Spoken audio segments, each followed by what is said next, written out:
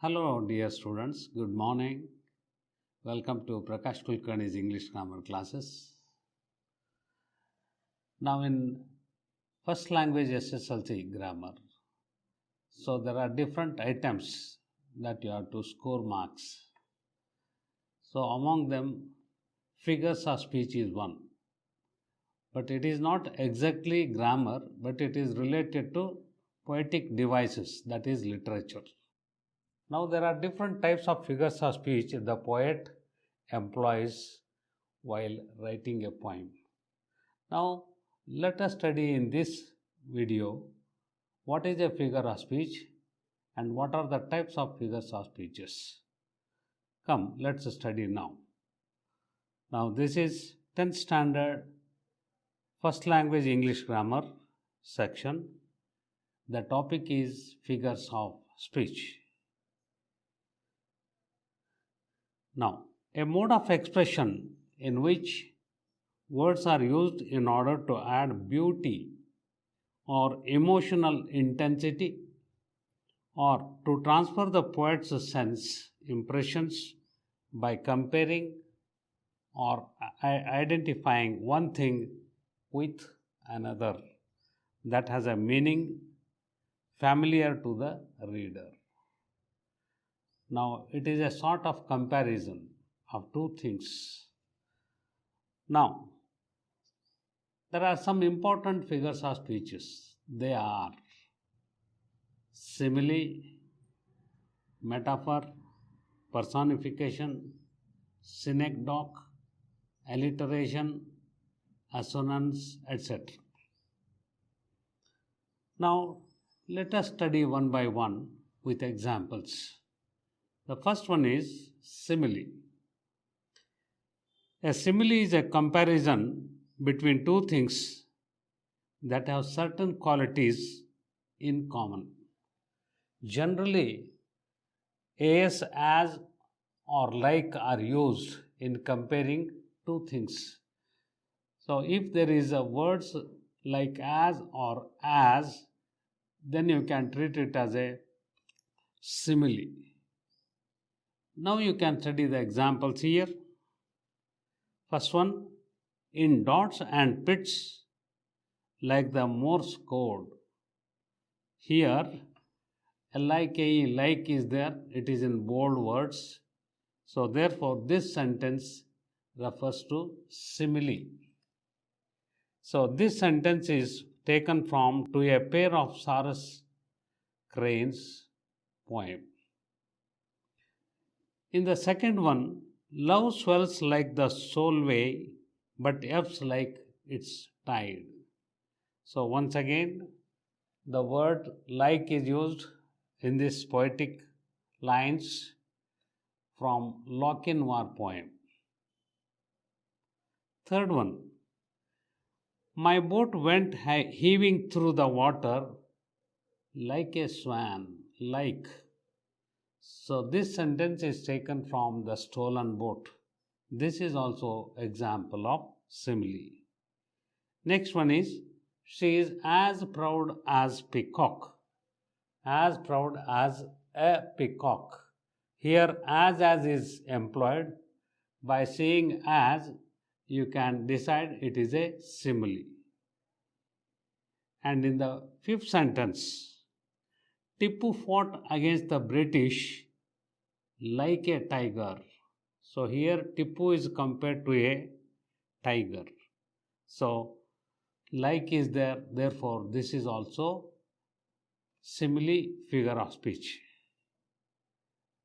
And in the sixth sentence, her voice is as sweet as that of nightingale. Now as is there, therefore this is also simile.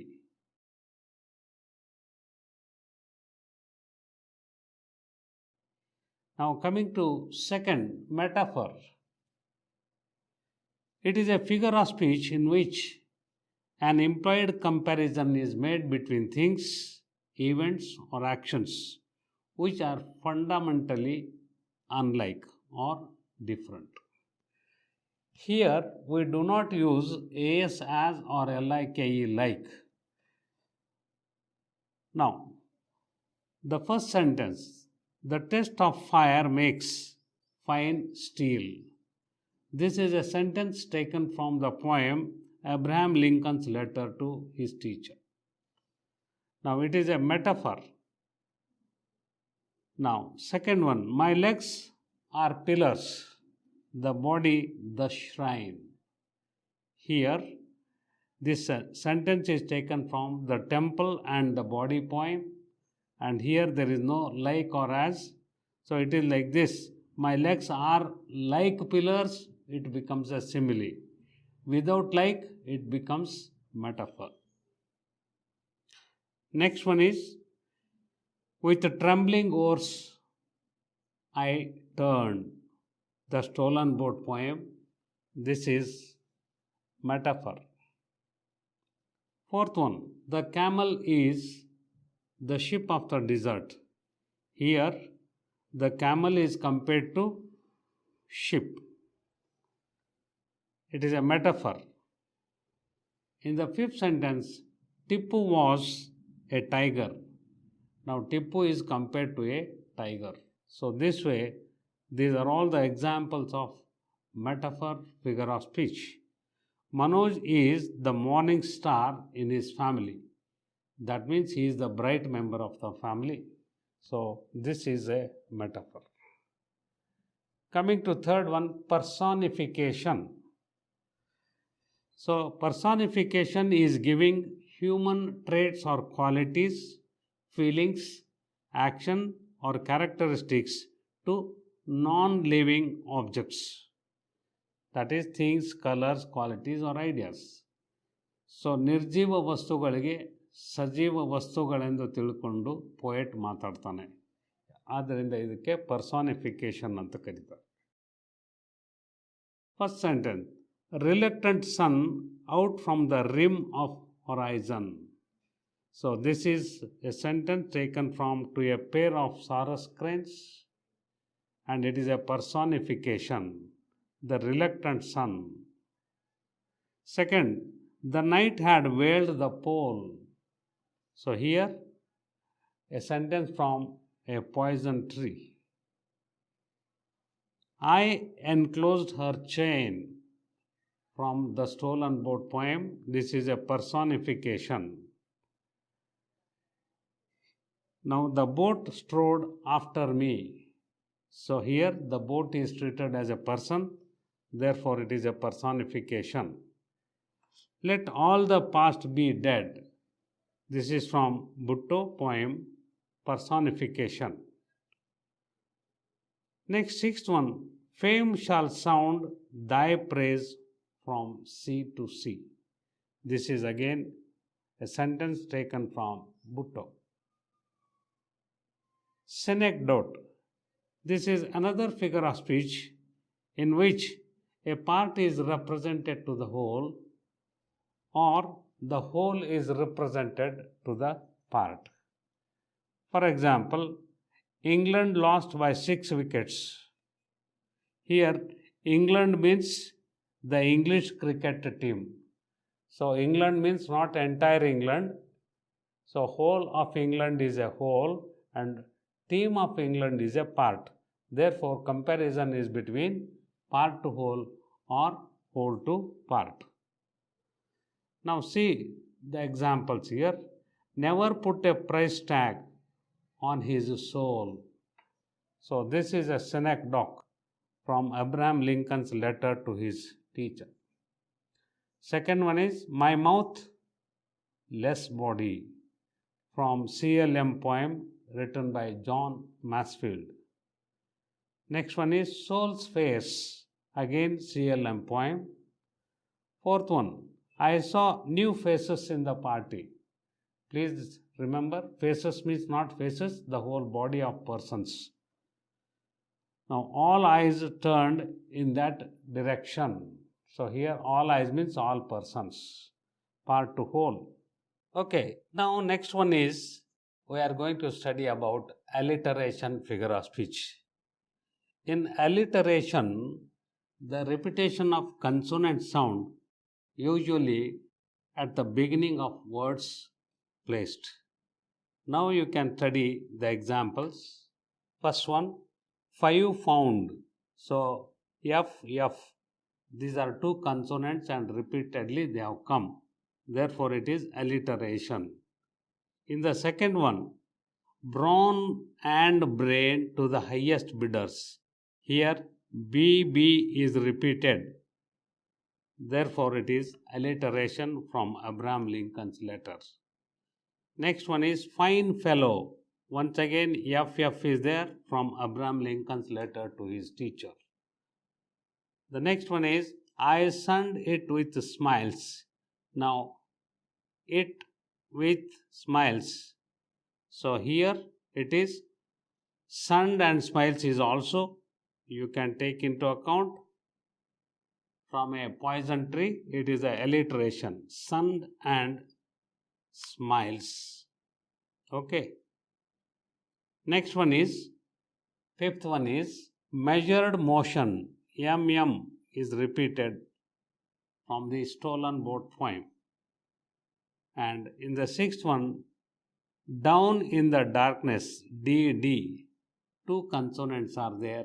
They are in the beginning of the word. This way, it is alliteration. And in the seventh sentence, dust doors and grave gates. Say DD. Grave gates, GG. Dear woman dead, DD. So these are the examples of alliteration taken from CLM poem. Eighth one, you can see repetition of P. Peter Piper picked a peck of paper. So all these words begins with PPP. Okay, now we have studied about alliteration where that is repetition of consonant sound will be there.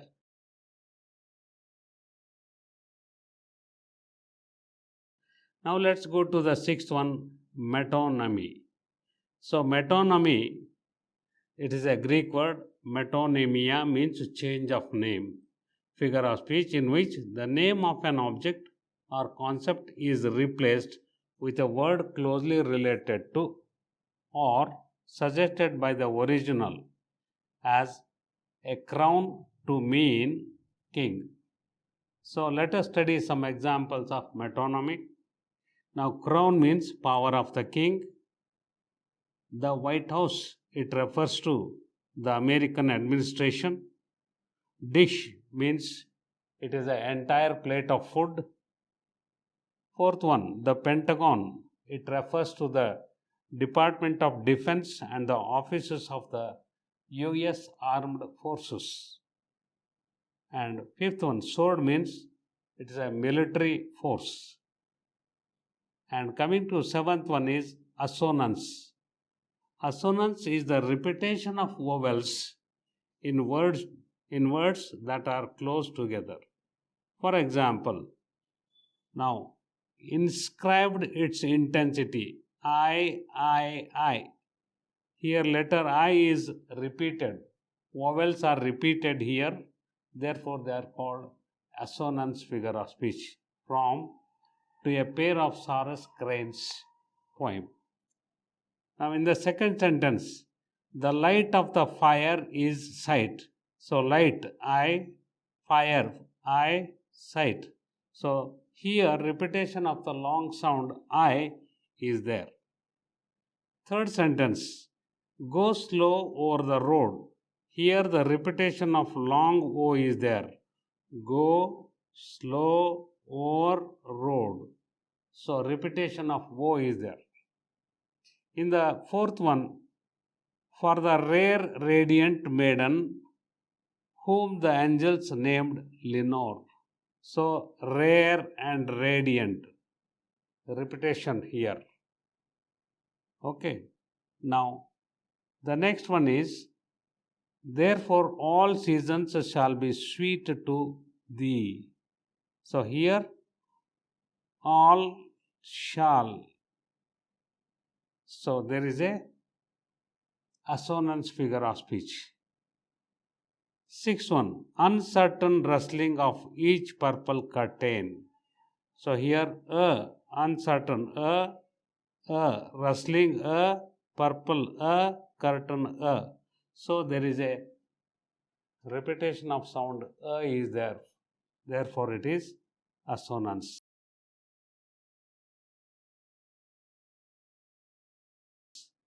Coming to eighth one, a paradox.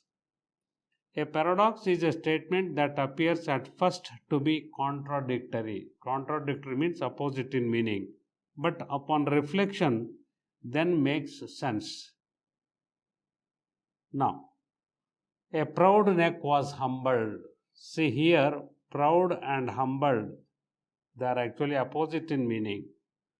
So, here, paradox is contradictory statement. Second one, less is more. See, less and more, they are opposite words. Less is more. The enemy of my friend is my friend. So here, enemy and friend, they are opposite words. They are used here as a paradox figure of speech. The beginning of the end. So one side you are telling beginning and then you are telling end. They are opposite, contradictory. Fifth one, earn money by spending. So one side you are telling earn, another side spending. They are opposite in meaning. Therefore, it is a paradox. And the pen is mightier than the sword. Here, now, pen and sword, they are compared. They are opposite in meaning. The only constant is change. So one side you are telling constant, another side you are telling change. So this way, so statements that appear to be contradictory are called paradox figure of speech. Coming to ninth one, antithesis. Antithesis, which is literally means opposite. It is a rhetorical device in which two opposite ideas are put together in a sentence to achieve something contrasting effect. Now see here, for every enemy there is a friend. So these two are opposite in meaning, enemy and friend, from Abraham Lincoln's letter to his teacher. Poem. Second, for every scoundrel there is a hero. So scoundrel and hero are opposite in meaning. That is why it is called antithesis. Man proposes, but God disposes. Here, proposes and disposes are opposite. Love is ideal, but marriage is real. So, it is antithesis. Speech is silver, but silence is gold. So, this way, antithesis figure of speech is employed. Patience is bitter, but it has sweet fruit. Now, bitter and sweet, opposite in meaning. And coming to seventh one, you are easy on the eyes, but hard on the heart. So, easy and hard, they are opposite in meaning. Now, coming to 10th, onomatopoeia. It is defined as a word which imitates the natural sounds of things. It refers to natural sounds of things. It creates a sound effect that mimics the things described, making the description more expressive and interesting. Take for example, the buzzing bee flew away. So generally it is, we say bees buzz. So the buzzing bees. Second, the sack fell into the river with a splash sound. Third, the books fell on the table with a loud thump, heavily, like that. Fourth one, he looked at the roaring lion. So you can get the idea of roaring lion picture. The rustling leaves kept me awake. The rustling leaves, that is moving of the dry leaves. And the 11th one is oxymoron. Oxymoron is a figure of speech pairing two words together that are opposing or contradictory. Here are some examples of oxymoron. Now, ill or well, these two are opposite. That is why it is called oxymoron. Only choice, same difference, virtual reality. So, here only choice but same difference. It refers to oxymoron. So, silent scream, terribly good, wise fool. Now, try to understand here. Silent scream, opposite, terribly good, wise fool. These pair words indicate oxymoron. Then, close distance. See, try to understand. Close means very near, distance means far away. So, close distance, freezer burn, exact estimate. So, estimate means approximation, exact estimate. So, these pair words indicate oxymoron. Clearly confused, genuine fake, living history. See, those two words are opposing or contradictory.